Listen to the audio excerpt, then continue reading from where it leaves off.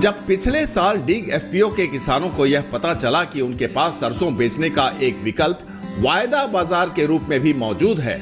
तो पिछले साल उन्होंने सरसों के पुट ऑप्शन के माध्यम से अपना मूल्य जोखिम बचाया और एमएसपी से काफी ऊपर के भाव पर अपना माल बेचने में सफल रहे।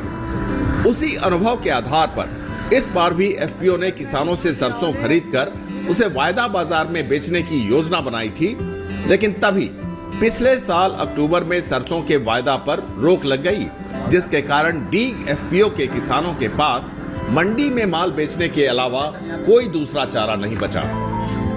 इस बार ये अनुभव रहा कि मार्केटिंग एफपीओ के लिए ऑप्शन दिया था कि हम एनसीडेक्स में एफपीओ के लिए जो किसानों का माल लिया आएगा उसको हमें एनसीडेक्स के लिए दे देंगे, मगर अब के एनसीडेक्स पर रोक लगा दी गई और हमारे किसानों का जो सरसों था वो रखा रह गया, जो हमको देकर वो हमें एनसीडेक्स के लिए देना था, क्योंकि वो बंद कर दिया गया था। तो इसके लिए इनको लिए भारी नुकसान हुआ एनसीडेक्स के बंद होने से। जो उन्होंने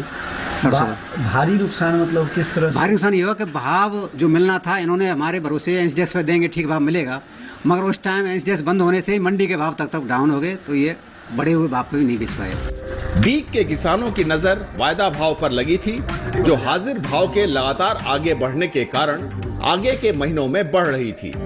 किसान अपना माल बेचने के लिए सही समय और भाव का इंतजार कर रहे थे,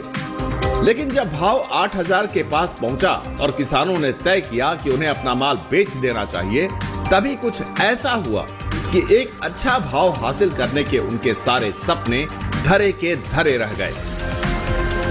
गत वर्ष ऐसा हुआ साहब, हमने सरसों रोक के रखी थी, बादा के भाव बढ़ते रहे, ये बोलते रहे बादे के भाव पे खरीदेंगे, बढ़ते रहे, लास्ट में बादा बंद कर दिया, खरीद बंद हो गई, इधर मंडी का भी भाव गिर गया,